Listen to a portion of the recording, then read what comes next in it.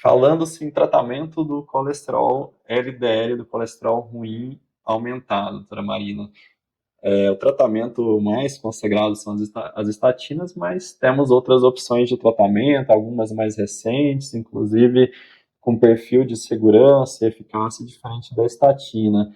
Além das estatinas, quais são as opções hoje que nós temos para o tratamento do colesterol? Tanto a endócrino quanto a cardio a gente trata porque realmente interfere muito no risco, né, de doenças sistêmicas.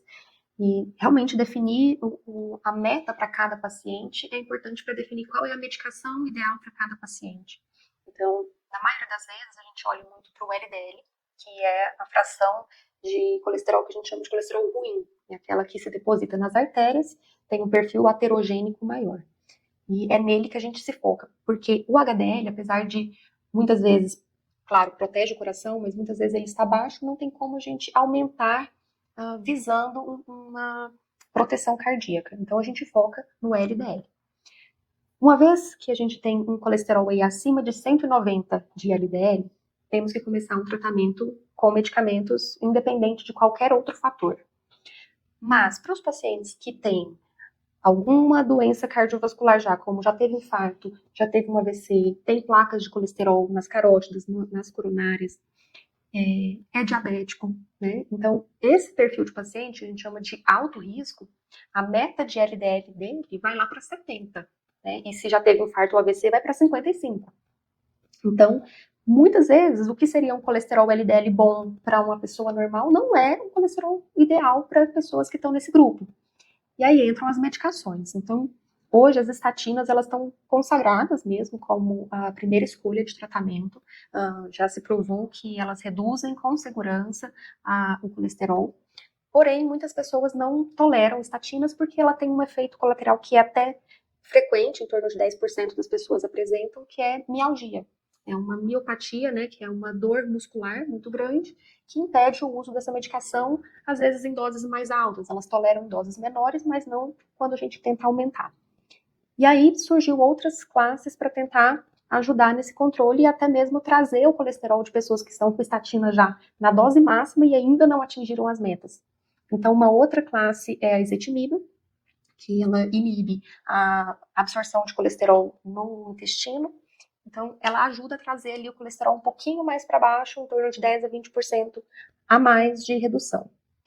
E mais recentemente, a gente tem ainda drogas que a gente chama de inibidores da PCSK9, que é uma enzima hepática que degrada o colesterol. Então, quando a gente puxa o colesterol do sangue para o fígado e degrada esse colesterol, é ótimo. Agora, se a gente tem alguma coisa que está impedindo esse processo de acontecer, o colesterol vai se acumulando no sangue.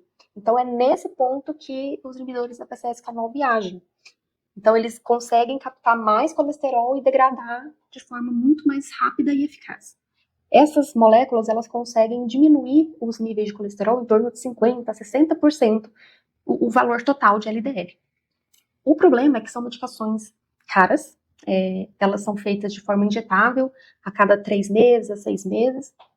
No Brasil, a gente tem já lançado 2 medicações, que é o Repata, que é o Evolucumab, um anticorpo monoclonal, e o Cibrava, que é o Inclisiran, que também é da mesma classe, mas atua de uma forma diferente, através do RNA, é praticamente o mesmo mecanismo, mas com uma formulação diferente.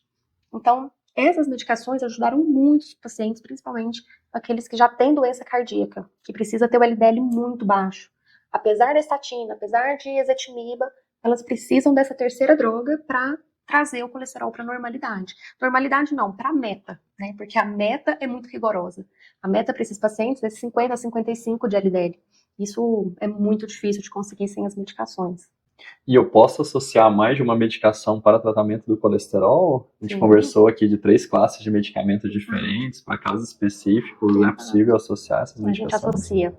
A gente associa, na maioria das pessoas que tem uma meta muito rigorosa e não atinge somente com as 2 principais classes de medicamento oral, que é estatinas e ezetimiba, a gente coloca a terceira droga, que são os inibidores da PCSK9, ou Repata ou Cibrava, né, que são as classes que estão disponíveis para gente.